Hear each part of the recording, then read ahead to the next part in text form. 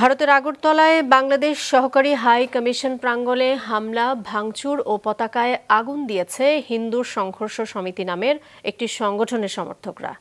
এতে ক্ষুব্ধ প্রতিক্রিয়া জানিয়ে বিবৃতি দিয়েছে পররাষ্ট্র মন্ত্রণালয়। দুঃখ প্রকাশ করে দূতাবাসগুলোতে নিরাপত্তা বাড়ানোর কথা জানিয়েছে ভারত। এদিকে বিভিন্ন দেশের কূটনীতিকদের পররাষ্ট্র উপদেষ্টা জানিয়েছেন সাম্প্রদায়িক সম্প্রীতি রক্ষায় দৃঢ় প্রতিজ্ঞ সরকার। নুরুন নাহার, ওয়েলির রিপোর্ট। ভারতের উত্তর পূর্বাঞ্চলীয় ত্রিপুরা রাজ্যের উত্তর আগরতলায় বাংলাদেশের সহকারী হাইকমিশনে হিন্দু সংঘর্ষ সমিতি নামের একটি সংগঠনের সমর্থকরা এ হামলা চালিয়েছে। তারা সহকারী হাইকমিশনের ভেতরে ঢুকে বাংলাদেশের পতাকা নামিয়ে তাতে আগুন দেন এবং সেখানে তারা ভাঙচুরও করেন। এর আগে 29 নভেম্বর বঙ্গ হিন্দু জাগরণ নামে কলকাতার একটি হিন্দু সংগঠন কলকাতায় বাংলাদেশ ডেপুটি হাইকমিশনের সামনে বিক্ষোভ করে। এক পর্যায়ে বিক্ষোভকারীরা পুলিশের ব্যারিকেড ভেঙে বাংলাদেশ উপ হাইকমিশনের সীমানায় পৌঁছে যায়।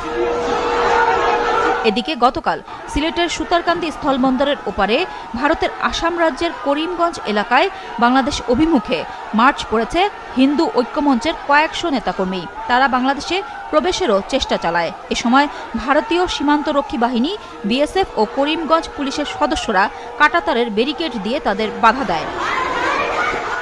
এদিকে সোমবার দুপুরে ভারতের পেট্রাপোল বাসস্ট্যান্ড থেকে পশ্চিমে প্রধান সড়কে পেট্রাপোল চলো নামে এক প্রতিবাদ সমাবেশ ও বিক্ষোভ মিছিল করেছে বিজেপি। বিক্ষোভে পশ্চিমবঙ্গ রাজ্যের বিজেপি সভাপতি শুভেন্দু অধিকারী বাংলাদেশের সকল প্রকার আমদানি রফতানি বন্ধ করে দেওয়া হবে বলে হুঁশিয়ারি দেন। সোমবার দুপুরে পশ্চিমবঙ্গের বিধানসভার শীতকালীন অধিবেশনে যোগ দিয়ে মমতা ব্যানার্জি বাংলাদেশে সংখ্যালঘু ইস্যুতে জাতিসংঘের শান্তিরক্ষী বাহিনী পাঠানোর জন্য কেন্দ্রীয় সরকারকে লিখিতভাবে প্রস্তাবনা পাঠানো হবে বলে জানান। তবে ত্রিপুরার আগরতলায় বাংলাদেশি সহকারী হাইকমিশনের হামলা ও ভাঙচুরের ঘটনায় প্রতিক্রিয়া জানিয়েছে পররাষ্ট্র মন্ত্রণালয়। এক বিবৃতিতে জানানো হয়, এই ঘটনায় বাংলাদেশ ক্ষুব্ধ। এর ঘটনাকে দুঃখজনক বলে বিবৃতি দিয়েছে ভারতের পররাষ্ট্র মন্ত্রণালয়।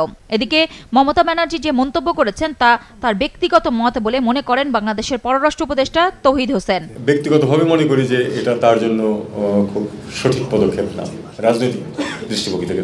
রাজনীতিবিদরা তো সবসময় রাজনৈতিক দৃষ্টিকোণ থেকেই বক্তব্য দিয়ে থাকেন। আমি মনে করি এটা পশ্চিমবঙ্গের রাজনীতিতে তার অবস্থানের জন্য এটা হয়তো সহায়ক হবে। বিকেলে বাংলাদেশে বর্তমানে হিন্দু সমাজের পরিস্থিতি ও এটি নিয়ে ভারতীয় মিডিয়ায় মিথ্যা তথ্য ছড়াচ্ছে বলে বিদেশি কূটনীতিকদের অভিহিত করেন পররাষ্ট্র উপদেষ্টা।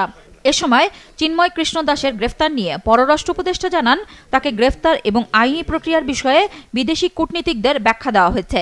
এই সরকার কোনো ধরনের কোনো সাম্প্রদায়িক যে কার্যকলাপ সেটাকে বরদাস্ত করবে না, এবং সেটা হিন্দু বলে কথা নয়, মুসলিম বলে কথা নয়। আমরা সবাইকে সমান চোখে দেখব।